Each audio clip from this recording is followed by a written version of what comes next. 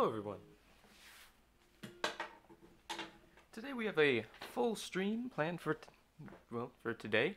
Before we get into that, I'm just going to give you a quick update on my game, and then we'll get into the two main topics, which are going to be preparation for Hurricane Irma and our continued series on Florida waterbirds.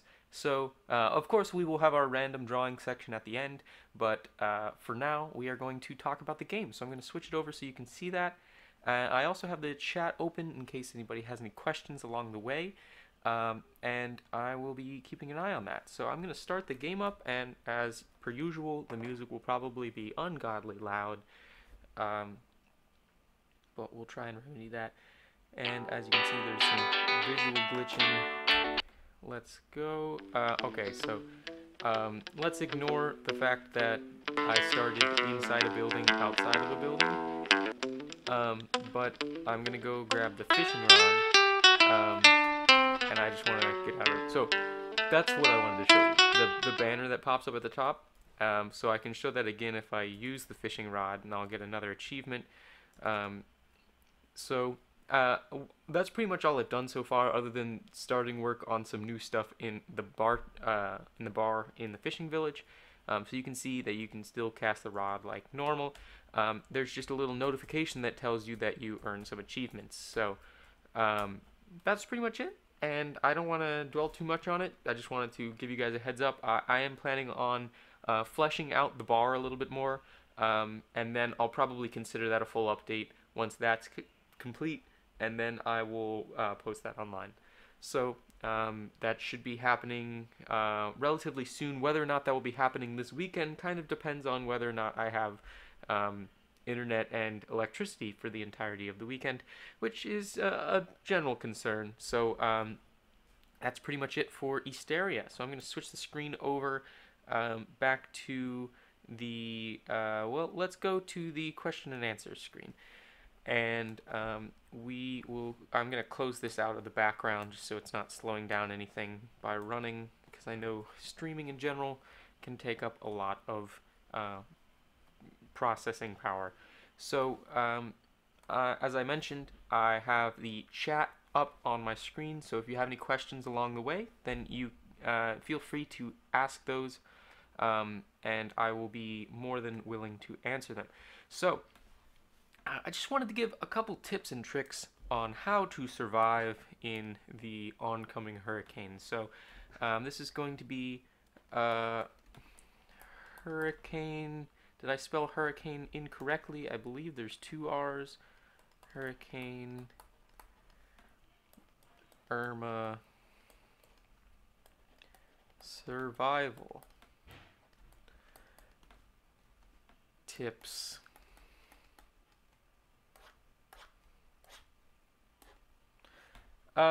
Okay, so I just wanted to give a couple little tips. So we're going to clear this off, and the first one is one commodity and material that we find very important in our society today, and it may be something that you're using right now, and that is Wi-Fi. Now, Wi-Fi is a very important material that we use for our own personal enjoyment, but also it's very useful in receiving information. There's no I in Wi-Fi. So what I would recommend is that before the storm gets here, you actually want to take your router, and so you have maybe your router on some table, and what you're going to do is it'll probably have some Ethernet ports available on that router. You're going to want to take a 10-gallon bucket. Oh, sorry. Yeah. So let's go big or go home. 10-gallon bucket, 10-gallon drum, and you're going to take one of those Ethernet ports and plug in an Ethernet cable. What you can do is you can just rest that Ethernet cable into that 10-gallon drum, and what you'll be able to do is just accumulate some Wi-Fi in case the power were to go out, so that you can use that Wi-Fi in a later date. This may be important if you were perhaps trying to watch my stream again for more tips. So you can keep that in mind. You can also possibly maybe put your cell phones in there just to try and keep the cell data available. Although I know a lot of companies are making cell data completely free for the weekend in Florida, so that's pretty nice. So that's just tip number one, and it's a fairly simple one, but I think it will help you out when the time comes. The second one, now the human body is very adaptable, so we have to keep that in mind when we are facing an oncoming crisis. So perhaps it may be a good idea to acclimate oneself to the hostile environment. Um, One could possibly do this by taking their house and cracking the windows open slightly. Now, this may not be the most enjoyable during the time, but if you have the windows open, then you're only receiving a small inoculation of the hurricane's force. So that means that when you actually are forced to survive in hurricane-like environments, you will be more apt to the actual survival. You can also do this by perhaps drinking a small amount of the floodwaters. This is always a good idea because that will allow you to perhaps gain a slight immunity to the pools and pools of bacteria. And of course, it's very problematic when you have large or very fast winds blowing. So you may want to make sure that all of your fans in the house are on full blast, just so that you can be used to that onslaught of forceful air. So that's our number two. And so if you are successfully surviving the onslaught of Mother Nature, then one thing that may become a problem is dealing with the family. So when you're cooped up, you have to learn to survive with the people you are currently cooped up with. So it's important that you are able to handle the family in any way possible. Um, so you're going to want to have some activities in order to pass the time. One suggestion may be to play the game that I made. I'll put a little link to it up in the corner if you're watching this not live. The game is called Cluster, and it is basically poker with 25 extra rules. The overwhelming confusion can allow some of the worries to fade away into the recedes of your mind, and allow you to focus on something less important, like a weird poker game. You could also perhaps play some board games. Those are always fun. And if you are some of the lucky ones that still have internet, you could pass the time by, I don't know, watching an informational live stream replay, or perhaps playing some video games.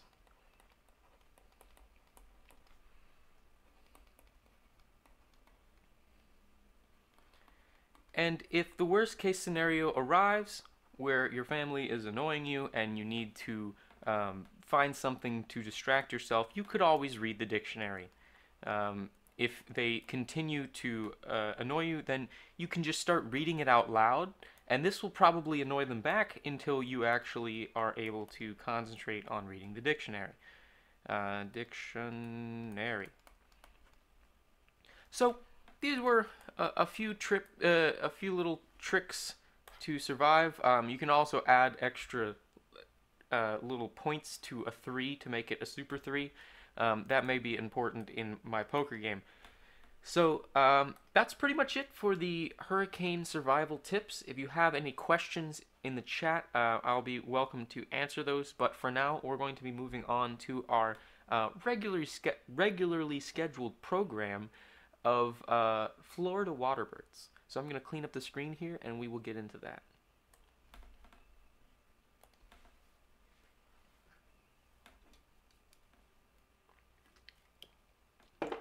So Today, on the Florida Waterbirds informational sessions, we will be talking about white birds.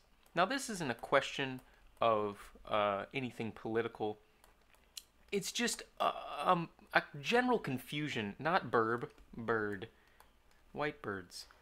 It's a general confusion when you're out in the Florida wetlands because there just tends to be a lot of birds that are completely absent of color, other than their vibrant, bright white feathers. So, this is something that I wanted to just kind of clear the air on when we are looking at a tree. So what you'll see is that there'll be some mangrove trees, and we talked about this in the past with the anhingas and cormorants, but basically a very common scene is that we have these mangrove trees, and there will just be a ton of birds. So I'm gonna to differentiate from the background, I'm gonna pick a kind of light gray, but just imagine that they're actually pure white. So you'll have a bunch of birds that will be sitting in these trees, and the thing is, they're not all the same birds. Maybe a lot of them are the same, but what you'll find is that there are a plethora of different white birds in the Florida wetlands. So it's important to distinguish between the several different types. So we're going to be focusing on three different types of water birds today, and we will be going through them one by one. So first off, we are going to start with the smallest of the birds, and that is the egret. Now, the egret is an interesting little bird. They don't start out white, so I guess that's somewhat common with bird fledgling or children. They don't necessarily have their final color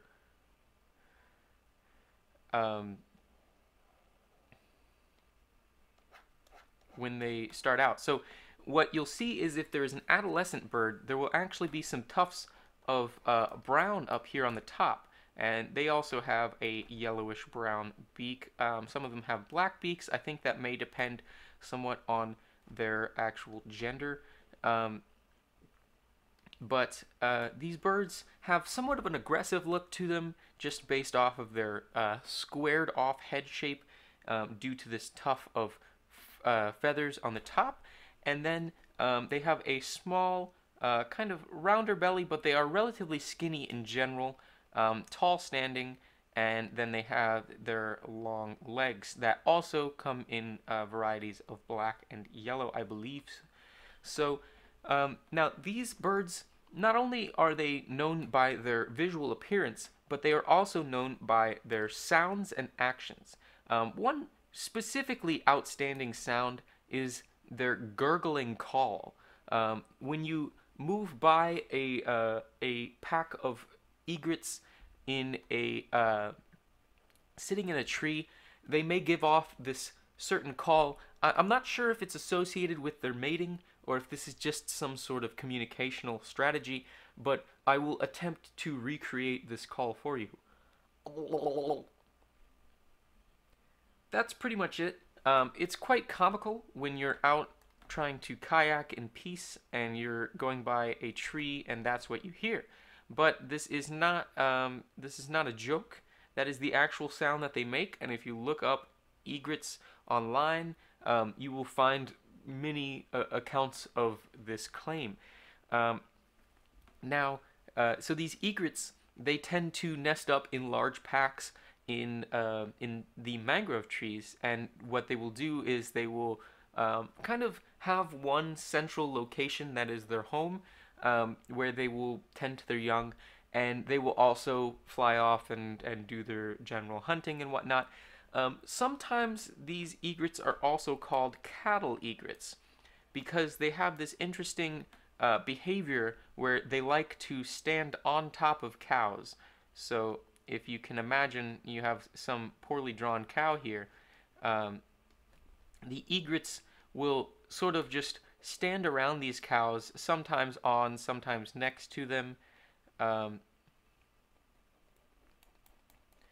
and they will kind of just establish their position as a symbiotic creature. I do believe that they are involved in some sort of help to the cows, maybe in the form of uh, cleaning off the flies that are flying around, but they do enjoy the presence of larger mammals.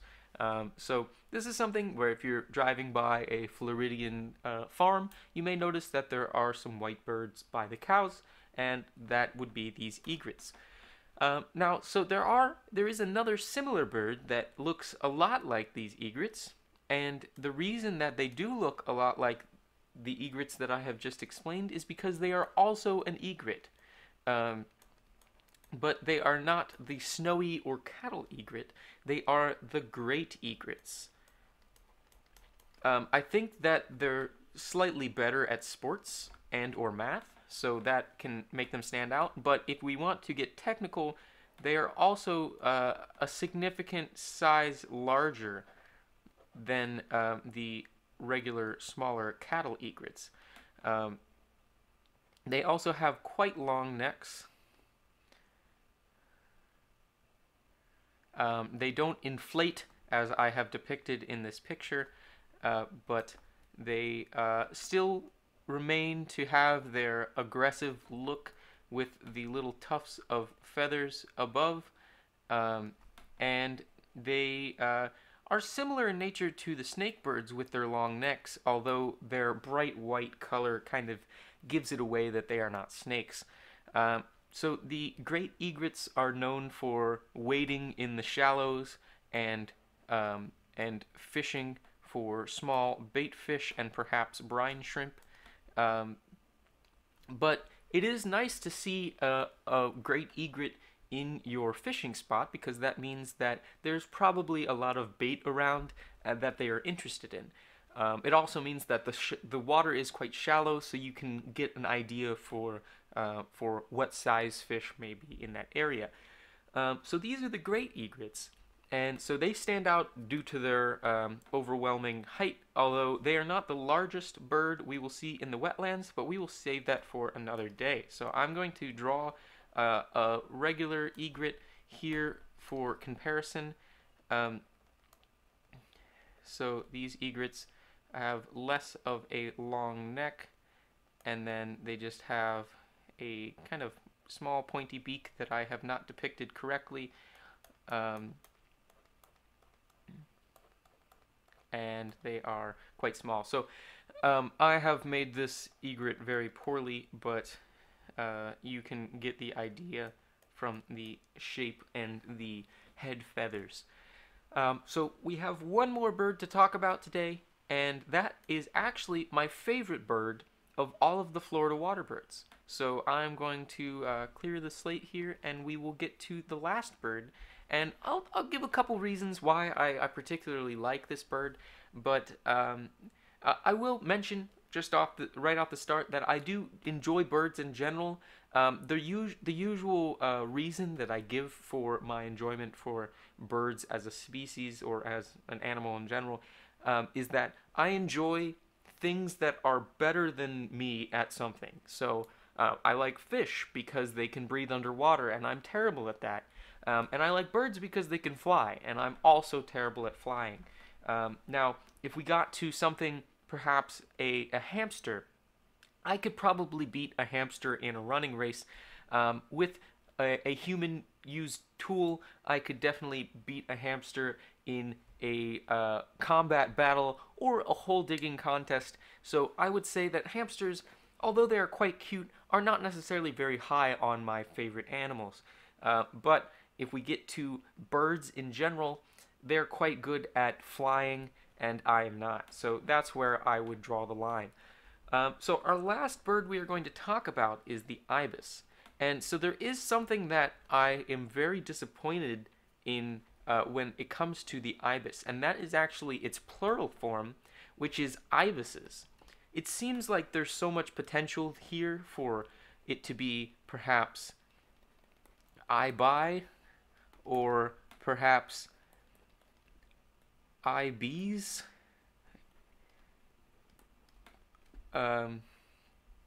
But I guess ibises is still cool. So one thing that kind of denotes ibises is that their body is quite large compared to their head. Um, and another factor that definitely points them out as a their own bird is their beak shape. So their beak shape is very downwards pointing. Um, and that makes them definitely stand out. Now, they do have this bright white color to them, but this is actually only one gender of the ibis. Um, I believe the males, as is common in most birds, the males have their bright white color to attract the female's attention, whereas the females tend to be somewhat. I believe they're somewhat smaller, but please call me out on that if I'm wrong. And they are a kind of murkier brown and gray combination. But the ibis has this bent yellow beak, and they are known for walking around in small families. I guess you could call them flocks, but they every once in a while you'll just see an entire pack of them crossing the road, and it's just interesting to see these strange animals in their everyday behavior. Um, but one thing that I do like is that ibises will actually dig in the ground and pull out bugs. So if you've ever been out to perhaps a soccer field where there's a large plot of grass with not that much coverage, there tends to be a lot of bugs underground. So the ibises will all flock there, and they will poke their beaks into the ground in order to grab different animals, different insects. And so you can imagine that this beak is somewhat like our downwards pointing tongs that we may use. It just kind of allows some extra dexterity when trying to reach for these insects. But this is my favorite bird, and I just find it so interesting. They stand out. They're not so hard to pick out once you know what you're looking for. And I don't know. I enjoy that they're not too big, not too small, and they just kind of stay to themselves. They enjoy their own company, but they don't necessarily go looking for others' company. They're just kind of an independent community out there on the wetlands. So that is my segment today on Florida water birds. Today we covered the white birds, and we will just do one final recap. So today, so if we'll remember from before, we talked about the anhinga, we talked about the cormorant, we talked about the, sorry, I'm going to distinguish between the two. We talked about the cattle egret. We talked about the great egret.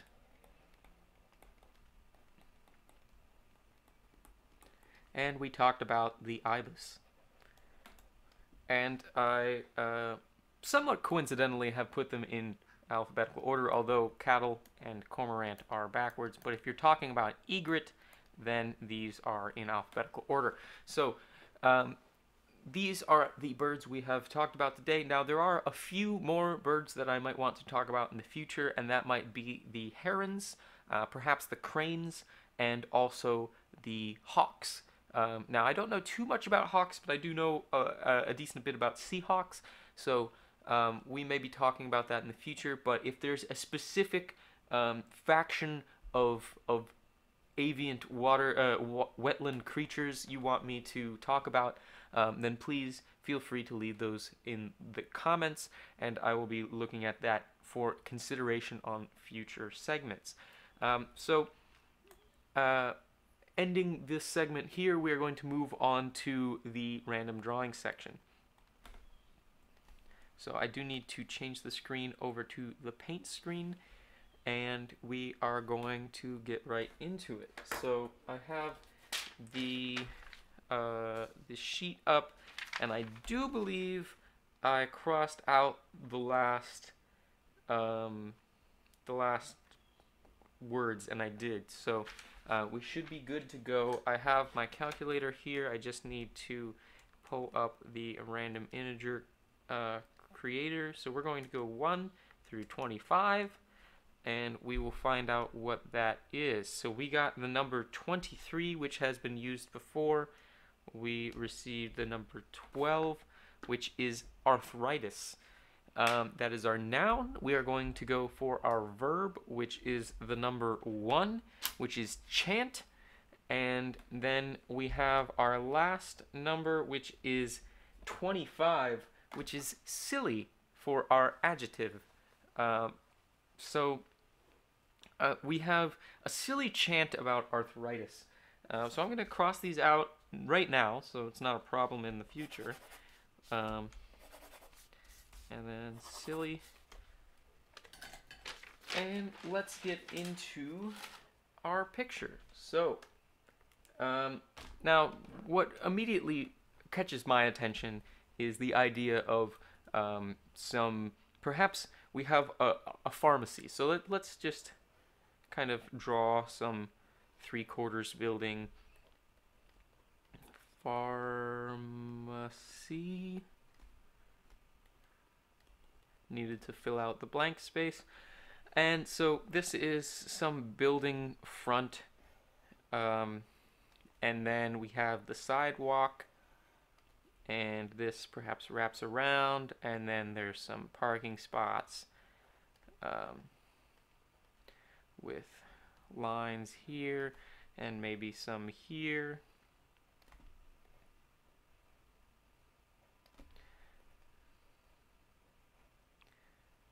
And we, of course, have the amazing sliding glass doors that will move once you come close to it because of the sensor. And maybe we can get a little bit of color in here when we get around to it. So I'm going to leave the actual building to be white, but I am probably going to color in a lot of other stuff here. We might leave the parking lot white just because that'll make things simpler.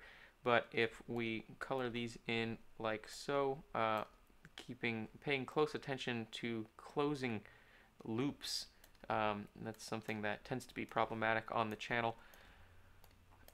And we need to go over here and just make sure that this actually, if I finish this off, then I can do whatever I want with it. So let's get a dark gray going for the actual asphalt, and then we're going to get a lighter gray that we used for the birds on the sidewalk, a very, very faint blue for the glass just to show that it's something different, and on the glass here we are going to actually go back to our dark gray and continue that trend.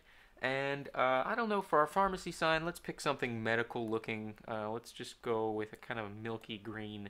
That sounds like a problem.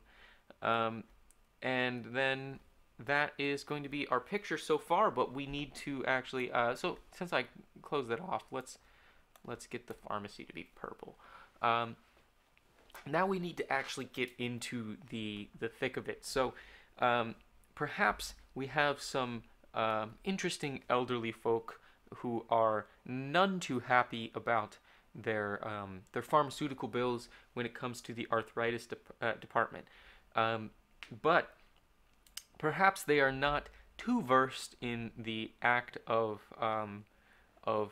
voicing their opinions, and we will see how this can become quite whimsical. So if we have the elderly folk, they're going to be slightly curved in a weird way because they're not feeling too good about their joints, and they're going to be holding signs.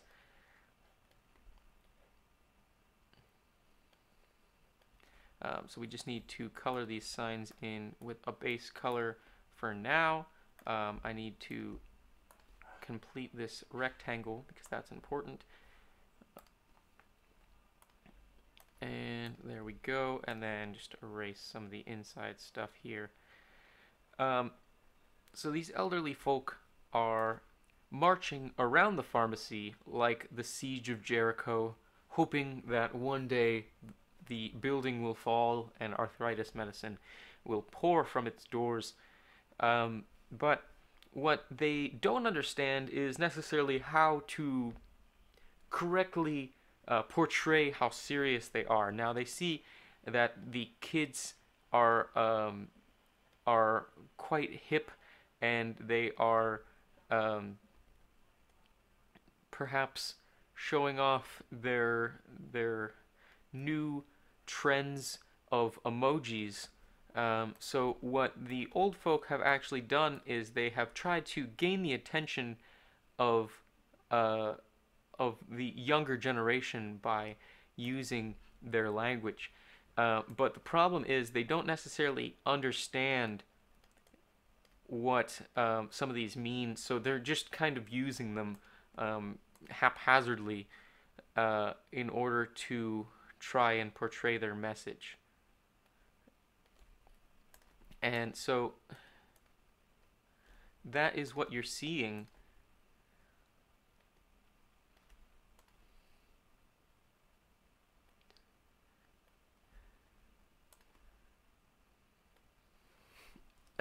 So they're saying that the high prices are crappy, but I don't think that it's necessarily what they were trying to portray. Um,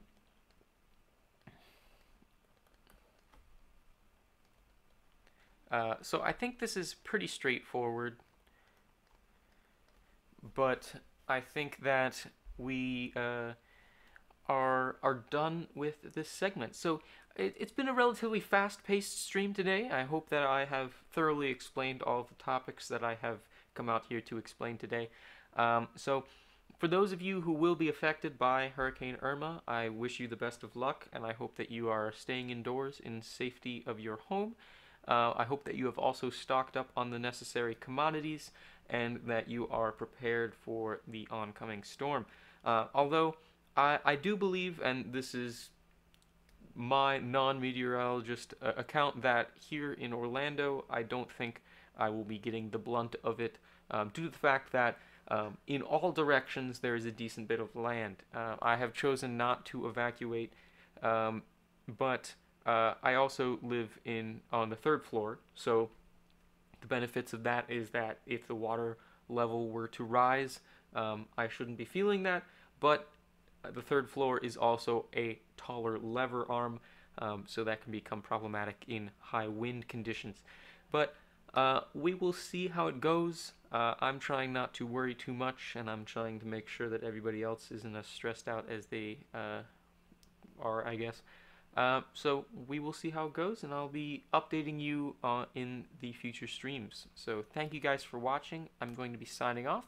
I don't know whether or not I will have a cover on Tuesday. I've kind of reached one of those ruts where I'm not necessarily sure what I want to play. I haven't practiced specific songs up to a quality where I would feel comfortable playing them on the stream, nor would I feel comfortable trying to earn money off of those performances. So I will be keeping you updated as I practice more on various instruments. But thank you guys for watching, and goodbye.